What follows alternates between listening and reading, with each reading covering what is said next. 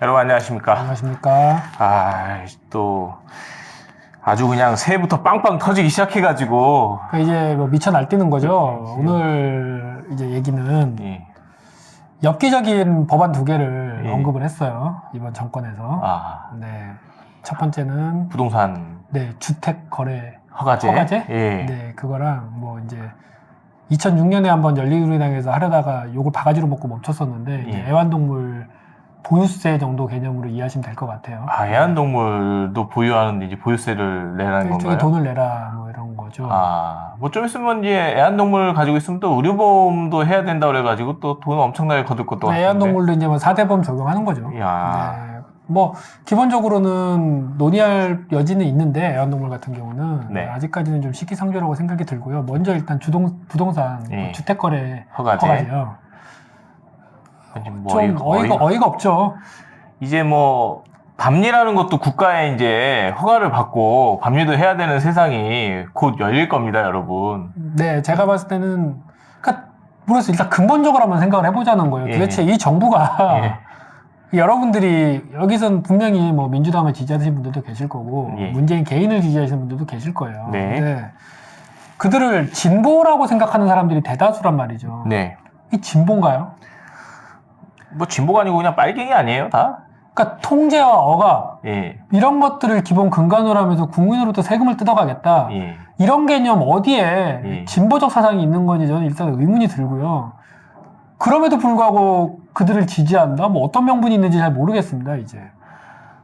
정말 뭐 주택거래 허가제는 뭐 어저께 뭐 네. 방송에 나와가지고 강기정 정무수석인가요? 네. 예, 그 양반이 나와가지고 말 한번 꺼냈다가 청와대에서 여론이 안 좋으니까 부랴부랴 또 이 정부의 패턴인데요. 예, 간보고 간을 한번 보고 말을 아무 말이나 던져요, 일단. 하고 싶은 거 있으면. 예. 던져놓고 하루 이틀 정도 여론을 보다가 욕을 먹는다 싶으면 뭐 농담이었다. 뭐 사실 무근이다.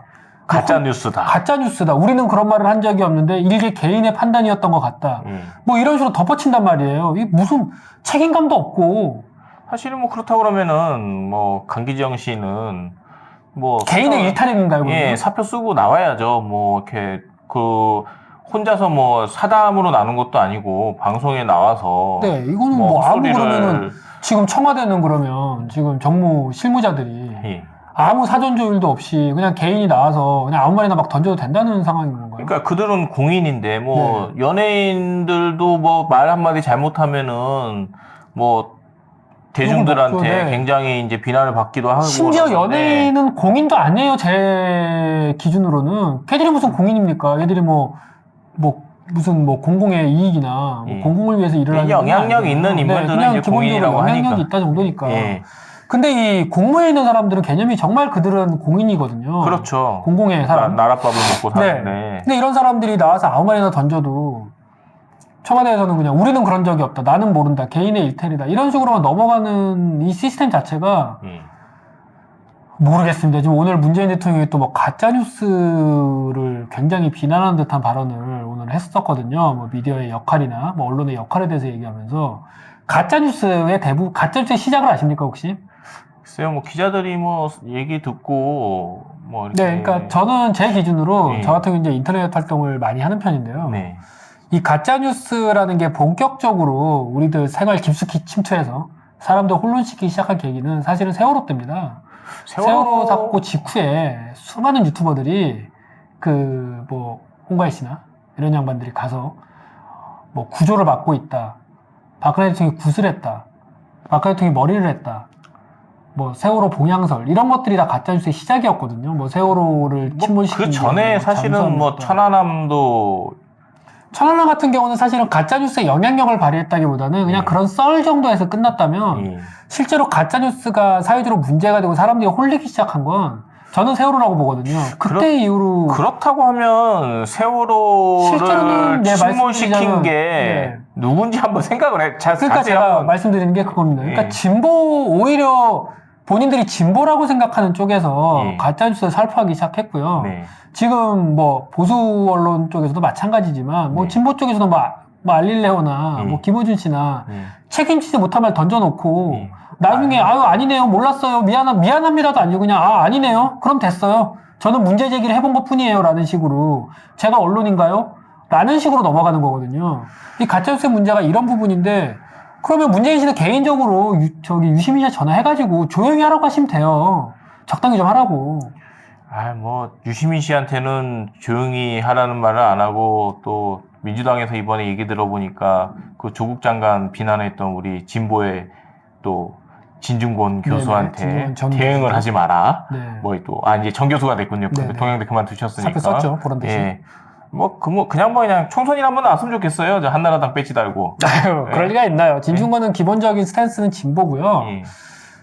진중권 씨 스탠스 같은 경우가 가장 합리적이죠. 어떻게 보면 본인의 생각이 있고 그 생각에 반한다면 자기가 지지했든 지지하지 않았든 비판할 건 비판하는 게, 그러니까 비판할 건 비판한다라는 게 진보의 기본적인 스탠스지, 무조건 우리 편이라는 쉴드를 쳐야겠다가 보수의 기본 스탠스거든요.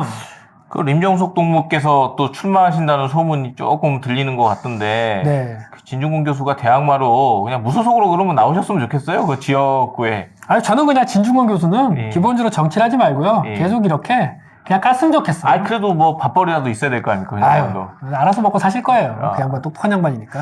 일단 부동산 이야기가 계속 나와서 또 이낙연 총리가 네.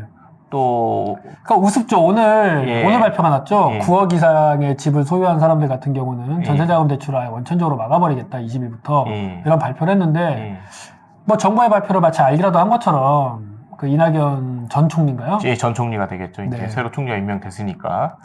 이낙연 전 총리가 이제 선거를 염두에 두고 종로의 모 아파트에 굉장히 고가의 아파트입니다. 강북에서는 가장 고가에 속하는 모 아파트를 경희궁인지 전세 9억에 경복궁인지 해가는 거 들어가는 전세 9억에 계약을 하셨더라고요. 근데 문제는 이때까지 공간에 살았고요.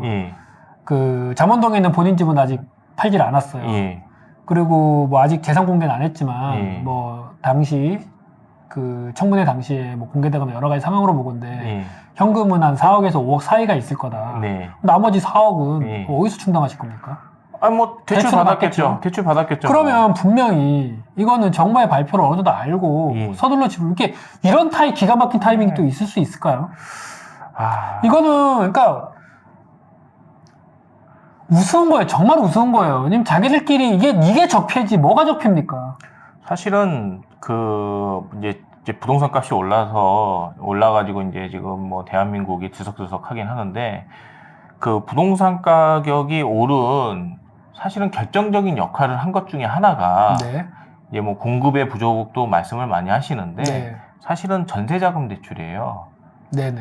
왜냐하면 전세자금 대출을 이제 굉장히 한 80%까지 90%까지 이제 해줬던 걸로 저는 알고 있는데, 이제 그렇게 되게 보면 이제 좋은 집에 전세를 살고 싶어하는 그런 사람들은 많을 것이고, 어차피 시장 경제이기 때문에 수요가 많으면은 그렇죠. 가격이 올라가기 공급은 어차피 한정적인 주택이라는 가격이 올라가기 마련인데 이제 정부에서 이 전세자금 대출을 무슨 생각으로 이렇게 확대했는지 모르는데, 어느 유튜버분이나 언론에서도 그 부분에 대해서는 간과를 하고 계시더라고요. 사실은 이 모든 시작의 촉발 중에 하나는 전세자금 대출이에요. 전세자금 대출을 그렇게 많이 해주니까 일단 국민들 보고 그냥 집 사지 말고 전세로 살아라라는 취지였던 것 같아요. 그냥 집 없이 그냥 계속 살아라.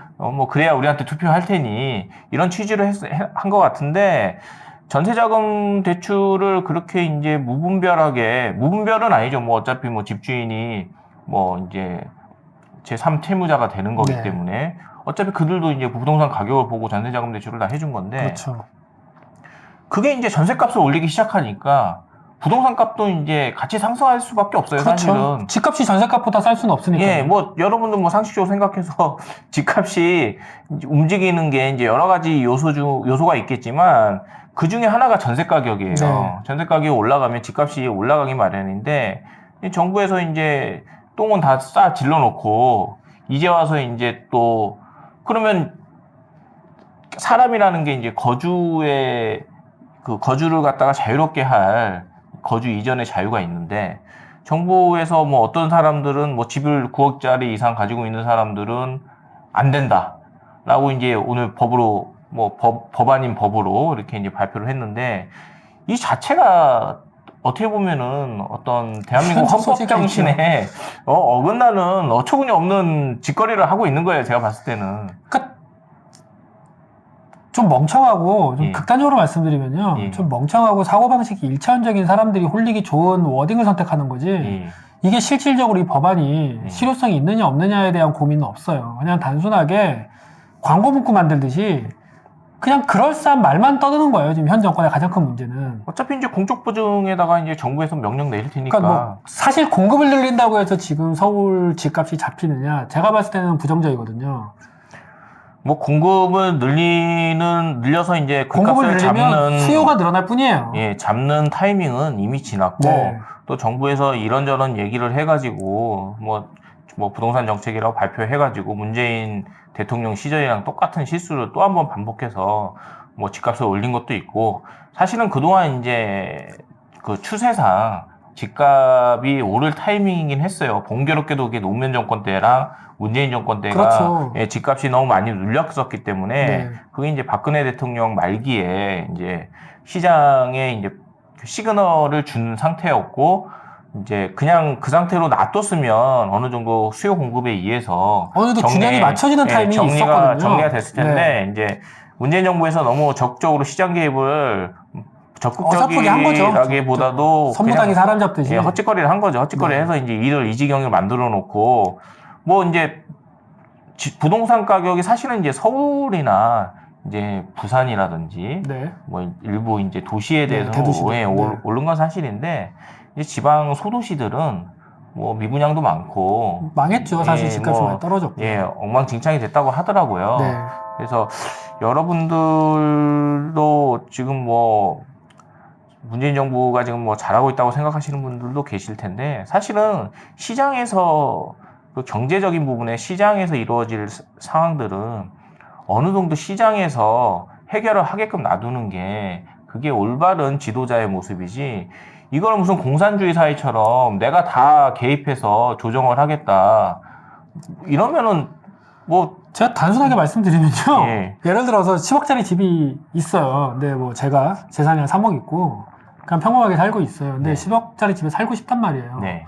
근데 집값이 너무 비싸잖아요. 네. 왜 정부에서 이런 식으로 해서 만약에 결정적으로 집값이 떨어졌다 칩시다. 예. 그리고 7억에 떨어지고 집값이 뭐 예. 6억으로 떨어졌어요. 예. 저한테 한 3억이 있어요. 4억이 있고요. 예. 그럼 팔아야 사죠. 그럼 집을 뺏어올 겁니까? 10억에 산 집이 그럼 7억이 됐는데 그 사람들인들 집을 팔겠습니까? 그리고 만약에 그렇게 떨어졌어요. 그럼 거기에 대출도 끼고 뭐가 있겠죠. 예. 그럼 내가 10억짜리 집을 사면서 7억 대출을 받았어요. 예를 들어서 예. 뭐 현실적으로 가능하든 불가능하든. 예. 근데 그 집이 7억이 됐어요. 예. 그럼 그 사람은 어떻게 되는 겁니까?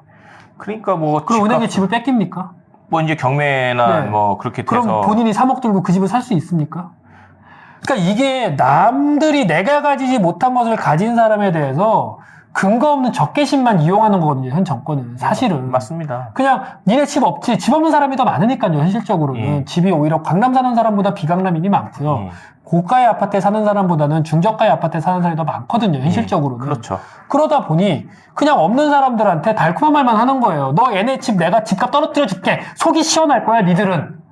그게 속이 시원하냐고요. 만약에 그게 붕괴가 되기 시작하면 그 아래는 근데 닭살이에요. 다 죽는다고 봐야죠. 강남 집값을 때려잡는 게 강남 집값만의 문제가 아니라 이게 서울시 전체로 확대되고 이 서울시로 넘어가면 경기도로 넘어가게 되고요. 수도권으로. 예. 수도권이 넘어가면 지방으로 넘어가는 거예요. 나랑 다른 얘기가 아니거든요. 근데 이거를 막연하게 그냥 와 집값 떨어지면 와 저 비싼 집 사는 새끼들 망해라 같이 망하는 겁니다. 일단은 저는 경기도민이에요. 참고로 말씀드리면. 뭐 예를 들면 최억 10억짜리 집을 가지고 있는데 집값이 네. 예를 들면 뭐 5억이 됐다고 하자고요. 아까 말씀하셨듯이 네. 뭐 6억이든 5억이든 됐다고 하면 자, 그 사람들은 자기 자산이 10억이라는 거를 알고 있기 때문에 그거를 생각해서 또 우리가 이제 일반적으로 말하는 시장 경제 활동을 해요. 소비도 하고. 그렇죠. 그런데 그게 이제 안 됐어요. 예를 들어서. 예, 그러면 5억으로 이제 떨어진다든지. 대출의 압박도 있고 예, 이제. 5억으로 떨어진다든지 또는 정부에서 자꾸 이런 시그널을 주게 되면 어떤 생각을 가지냐면 소비를 줄이기 시작해요. 그렇죠. 소비 활동이 위축되기 예. 시작합니다. 그럼 소비가 줄기 시작하면 가장 먼저 타격을 받는 게 어떤 거예요? 자영업자들이고. 예, 자영업자들이고 이제 내수 경제가 망가지기 내수 경제가 시작하는 거예요. 망가지는 거예요. 실은 지금 정부에서 이제 부동산을 통해서 어떤 그 현금 확보를 막는 뭐 대출이라는 이런 네. 거를 좀 규제를 해가지고 뭐 자영업 부분에 있어서 굉장한 타격을 준 거는 뭐 아실 만한 분들은 다 아실 거예요. 근데 뭐 여러분들은 잘 모르시는 것 같기도 네. 해서 다시 한번 말씀을 드리는데 일단 돈의 흐름을 막기 시작하면요. 가장 아래에서 이제 소비를 통해서 수익을 창출하는 계층부터 타격을 받기 시작합니다. 뭐 모든 자영업자가 다 이제 어려운 사람들은 아니니까 네. 뭐 모두 적용된다. 뭐 명품이나 이건 좀 다르니까요. 그러니까 이게 웃긴 게 결국 피해보는 건 영세 자영업자들이에요. 예, 사실은. 영세 자영업자들이 그냥 기본적인 것부터 이제 소비를 줄이기 시작하는 그러니까 거예요. 소득이 많던 사람들은 단순하게 소비를 줄이는 차원이지만 그들의 소비를 통해서 먹고 살던 사람들에게는 생계가 걸린 문제가 돼버리는 거거든요.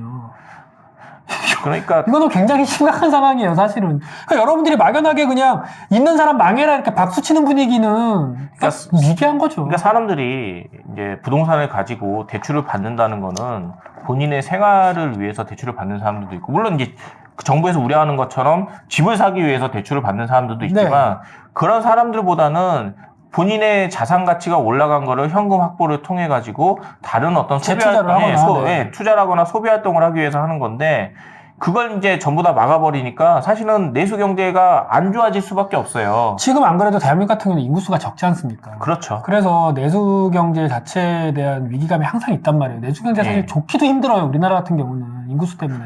그렇죠. 그런 상황에서 이 돈의 흐름까지 막아버리겠다. 예. 그 내수 경제에 대한 고려는 전혀 없고요. 국가에서 공적 자금 동원해서 알바생들 많이 뽑아놓고 고용이 늘었다라고만 지표를 발표해버리면 예. 이게 지금 나라 경제를 어떤 식으로 생각하기? 그러니까 초등학생 정도의 발상이라는 거예요. 지금 이 정권의 부역자들은 초등학생에서 한 중학교 1학년 정도의 수준의 사고방식으로 지금 정책을 만들고 있다는 거예요. 그래서 뭐 이 방송을 보는 혹시 뭐 그럴 리는 절대 없겠지만 그 정부 관계자분이 계시면 정신 차리셔야 돼요. 돈줄을 막으면요. 그냥 경제 전체가 박살이 나는 거예요. 돈이라는 거는 이게 흐름이 계속 이루어져야 되거든요. 영어로 커런트 아닙니까? 통화. 돈은 흐름이에요. 흐름이란 단어에서 통화라는 개념이 나오고 현금이라는 개념이 나오거든요. 유통되는 돈. 예. 통화. 예. 그렇죠. 통화는 화폐. 예. 그게 커런트인데 영어로도 흐름이에요. 흐름. 예. 돈은 흐른다라는 게 기본 전제 조건입니다. 지금 그 정부에서 시행하는 여러 정책들은 사실은 그 돈의 흐름을 전부 다 막고 있는 정책. 왜냐하면 이제 대한민국 같은 경우에는 여러분들도 알다시피 대부분의 자산이 부동산에 편성돼 있고 그 부동산을 이용해서 어떤 또 다른 현금을 창출할 수 있는 수단이 막혀버리면 그냥 이제 집 가진 사람들은 땅거지가 되는 거고 집 없는 사람들은 집도 없는 땅거지도 아니고 그냥 집 없는 거지가 되는 거예요. 그러니까 여러분들도 지금 이 정부에서 난 솔직히 문재인 정부에서 한번 했기 때문에 노무현 정부에서. 문재인 정부가 아니고 노무현 정부에서 한번 했기 때문에 이 짓거리를 안 할 거라고 생각을 하고 문재인을 찍긴 했는데 죄송합니다. 정말. 자, 그 얘기는 이제 또 2부에서 다시 돌아버리겠습니다. 요즘 아주 그냥 우리나라가 지금 대한민국인지 무슨 북한인지 러시아인지. 그럼 2부에서 찾아뵙겠습니다. 안녕. 한 18분 됐죠.